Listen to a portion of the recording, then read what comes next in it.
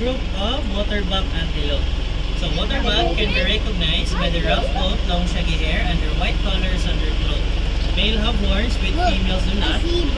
Just like their names, they have strong association with waters. They can use it to avoid predators in the wild. They can secrete oil that covers around their bodies. That aids them in waterproofing and also for attracting mates. So again, that is called the waterbuck antelope.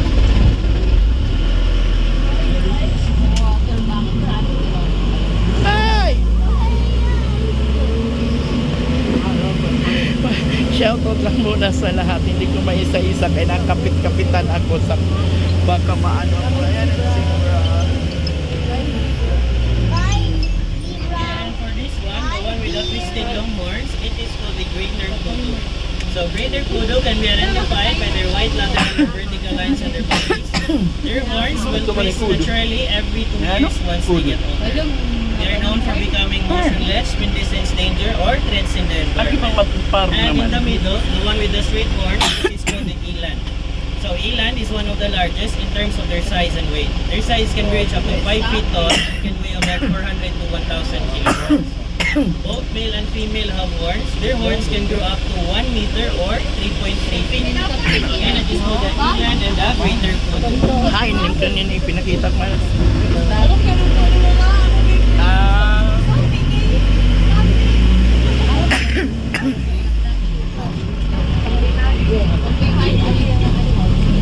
Waduh, kayak gorengan yang aku init. Okay.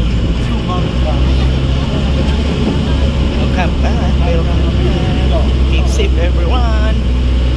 Be happy.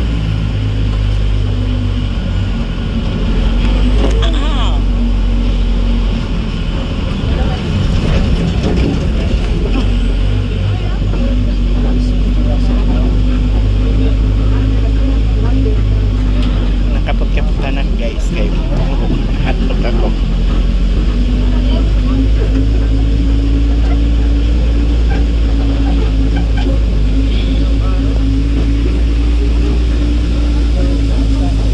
You know?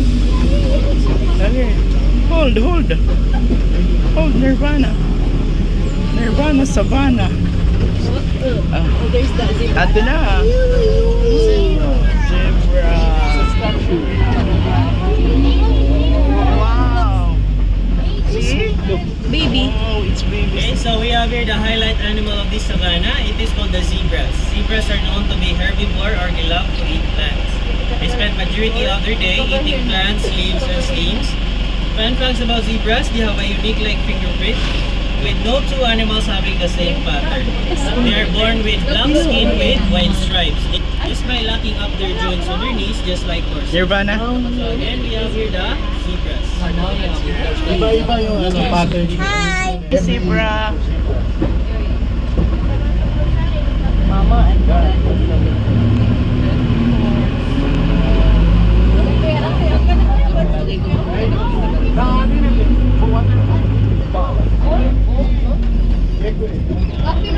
So the one with the white markings in their face, it is called the blesbok antelope.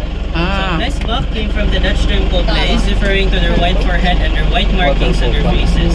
Their white markings on their face will serve as their built-in sunscreen protection from the sunlight. Primarily active during the day and abundant in South Africa. Behind the blesbok, we have there a group of impala. So impala, known as the incredible runners and jumpers of savanna, they can run about 90 kilometers per hour and can jump as high as 3 meters and cover distances about 12 meters. Male have horns with, females do not.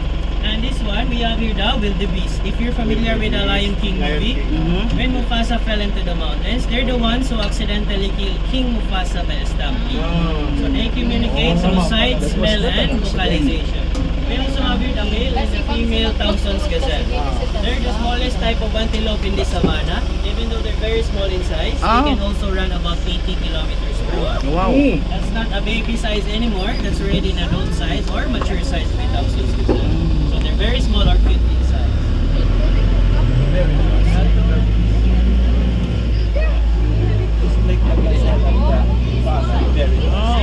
Last animal, if you can look on your left side, please. We have here the gemsbok or the oryx gazelle. Can be recognized characterized by the impressive long horns. The horns can grow up to 85 centimeters or 33 inches long. They can use their long horns as their defense mechanism. Long horns. They can survive without drinking water just by getting moisture from the plants they keep for consume. So again, that is called the gemsbok or the oryx lizard. Bak. Mahal ba yung karne ito?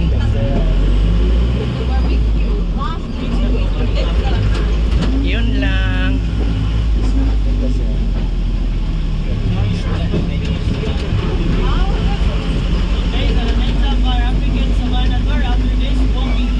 Malatid ng tatsasakyan. Ayaw na kita iton. Walk straight ahead, you will see their different animals just by overlooking. Now, if you want to watch your bird show, 1:45 p.m. at the Safari Stadium. Okay. Ganto na lang kita hituan. Bird. Okay, so thank you so much everyone and enjoy the rest. Thank you. Okay guys, kapuyan na ako.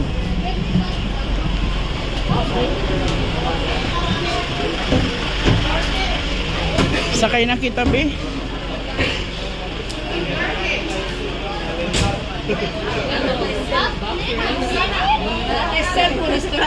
Crocodile kita. Crocodile niya, exam gana-gana.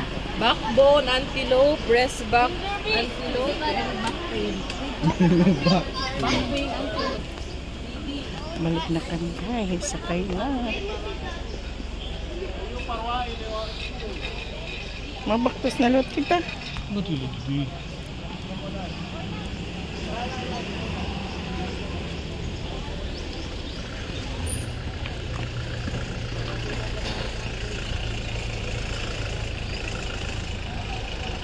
Masakay na kami.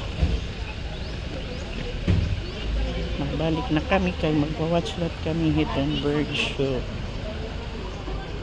Oh, wala na kami space. Ma-wait kami hit next.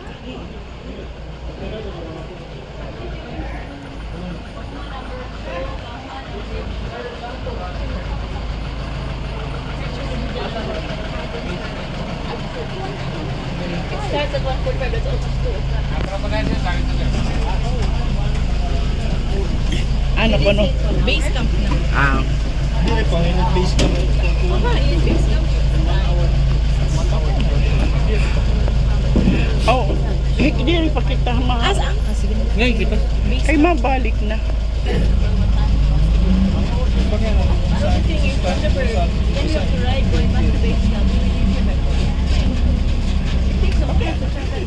Okay na. Good timing. Ano nga yung pag-touch kayo mga yan, makina. Yeah, I always like the bigger thing. You only have 1 hour and then you have, as you go to base camp, I can take you to the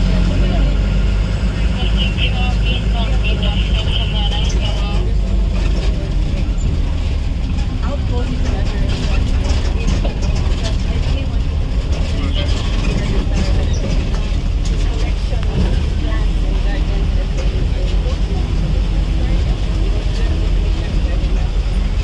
Ngayon nakita nga mga walk anak. I'm so tired. Sakay-sakay na lang kita. And watch the bird show.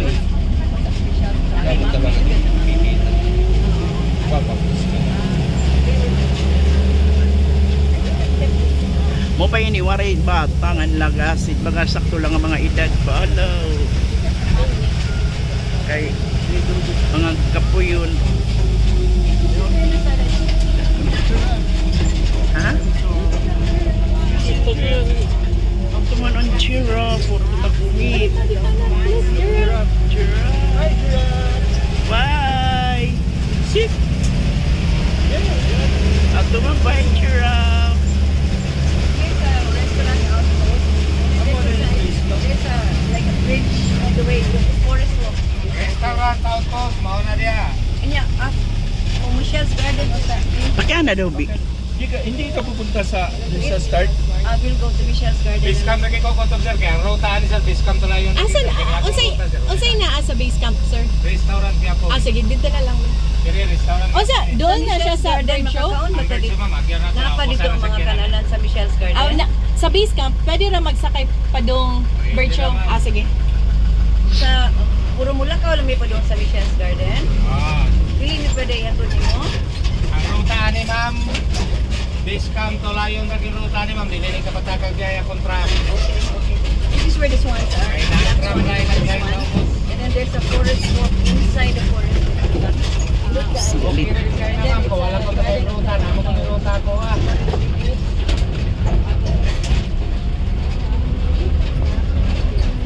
Ito yung mga kuanan, ito niya pa. Orangutan gihap. Next to the orangutan is a pizza. Anak niya nagian.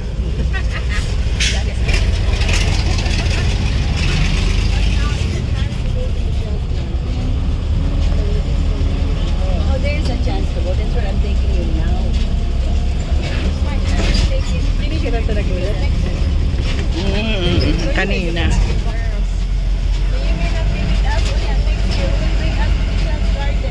Look at that walk. See that walk? There. That walk. Canopy walk. The canopy walk.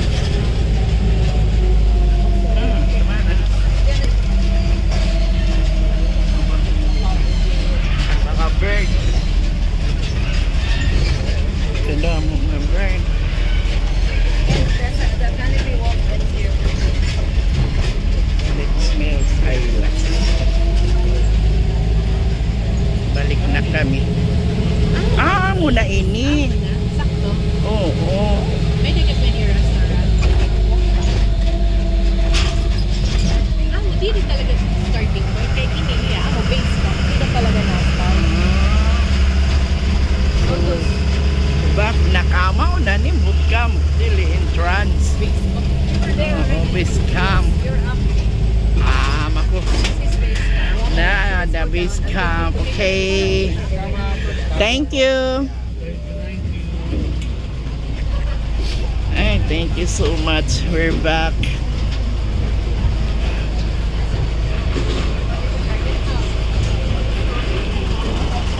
Ay, may. Lagi. Mga pailog ini naktiil. Ada ilula ka. Hulog ka man. Cellphone.